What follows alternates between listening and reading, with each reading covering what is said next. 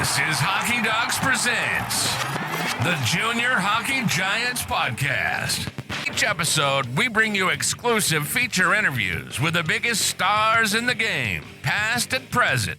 From Memorial Cup champions to today's brightest NHL stars, we take you behind the scenes to hear how they learned their trade in the Canadian Hockey League.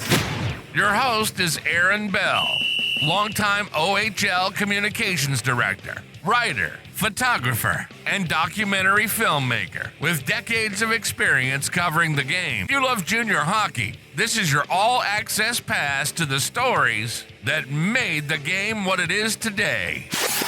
Now, let's drop the puck on this week's episode. Today's episode takes us back to January 2015, just months before the NHL Draft, when I sat down with Connor McDavid at the CHL Top Prospects Game. I started by asking Connor how his career with the Erie Otters had gone so far. He was already a generational talent, but what impressed me even more was how grounded, thoughtful, and focused he was during one of the most pressure-filled years of his life. So tell me what's your OHL career been like so far? A few years in, a lot of wins, a lot of goals. Tell me what your career's been like. It's been pretty good. I mean, it's been a fun ride so far. Starting at 15 was a little different, obviously, but it's been a good run so far. Obviously the first year wasn't very good with the Otters. We weren't necessarily a great team, but these past couple of years we've been a very good team, and been able to have some good runs. So.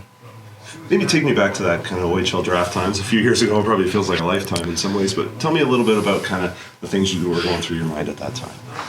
It's a pretty stressful time, but at the same time, it's very exciting. I mean, similar to the NHL draft time, I guess, but it's obviously on a little bit of a lesser scale, but it's a lot of fun. It's exciting, and anywhere you go in the OHL is a pretty cool place to go. So. And you got a chance to play in the OHL Cup just before that. Tell me what was that experience like for you? It was a great experience. I had a very good team with the Toronto Marlies, and we were able to make a pretty good run at it, and go to the finals where we were beaten by the Rebels, kind of a team that we had a pretty good rivalry with, and it was actually an overtime game. So that was a great experience, and obviously not the way we wanted it to end, but it was a lot of fun.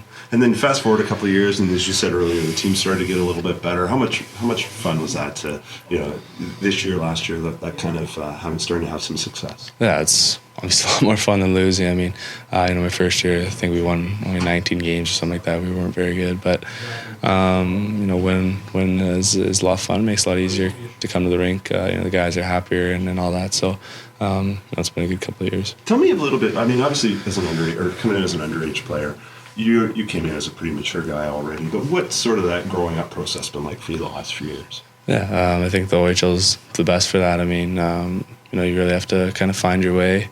I left home at 15, and most guys leave home at 16, and it's a little bit different. I mean, not too many people can say they leave home at that age, and you kind of just got to find your way. You got to learn how to live by yourself, and not necessarily by yourself, but take care of yourself and all that. And it's an interesting process, and it's been a fun one. And who were some of the people maybe that helped you through that? Maybe some teammates or billets or coaches? Yeah, I've been with the same billet family for 3 years, and they've been the best. I mean, they did such a good job of taking care of me my first year, and I had a roommate my first year, Stephen Harper, who has been traded since, but he did a great job of taking care of me, and I'm sure I was probably a pretty annoying little 15-year-old. So. It was a lot of fun as a 15-year-old, and something I would for sure do over. And then this year, obviously, you're in your NHL draft year. Obviously, tons of attention. There's been a lot of attention on you for the last few years, but probably gone up another level this year. What's this season been like for you? It's been pretty crazy. I mean, it's been I've had, everyone says that the draft year you have your highs and lows, and I for sure had my peaks and valleys through this year. I mean, we got off to a good start, and then breaking my hand was not a very good time and all that. But going through that World Junior process was unbelievable. So it's definitely had its highs and lows, but It's been a fun ride, and we'll see where it takes me to the end. And that World Junior, starting in Montreal, you're just back off the injury, so I mean, it must have taken a little bit to get going. It probably would anyway, right? You're playing against the best players in the world. What was that tournament like for you? It was unbelievable.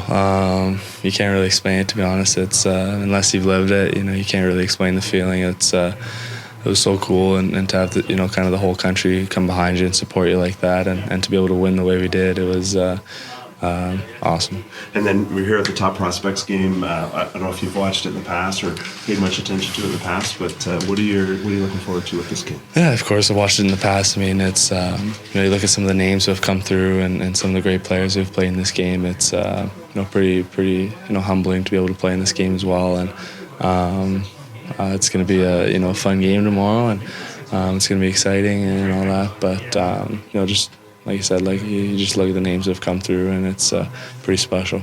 And do you put pressure on yourself for a game like this? Do you look at it as just kind of another game, or how do you get ready for this kind of? Of course, there's more pressure in this game. I mean, the building's going to be pretty packed with some of the scouts and people that you really want to impress and make a lasting impression on. But they see it probably at least over 50 times in a year, and probably a lot more than that. But so they see enough that it's not necessarily you're not going to get drafted or not drafted based on this game. It's a long process and it's a long year, and this is just another step to that end goal. But it's going to be a good game, and it's important for a lot of people, and it's going to be fun. And probably get into the last couple of months of your OHL career. What are you hoping to sort of do over the next between now and the end of the season? Yeah, I mean, who knows if it's the last couple of months or not. I mean, but either way, I'm just going to try and have a lot of fun with my teammates, and make sure that we're doing all the right things, and hopefully make a long run at this OHL title, and maybe a Memorial Cup or something. That was Connor McDavid, reflecting on the road to the NHL just a few months before the Edmonton Oilers made him the first overall pick in the 2015 NHL Draft. His junior hockey legacy is about more than just numbers. It's about leadership, maturity, and how he made everyone around him better on and off the ice. This episode is brought to you by my upcoming book, Junior Hockey Giants: Road to the NHL. It's coming soon. It features behind-the-scenes stories and original photography of future NHL stars like McDavid, Mitch Marner, PK Subban, and more. To learn more and get updates on the release, please visit hockeydocs.com. If you enjoyed this episode, follow the podcast, leave a review, and share it with someone who loves the game as much as you do.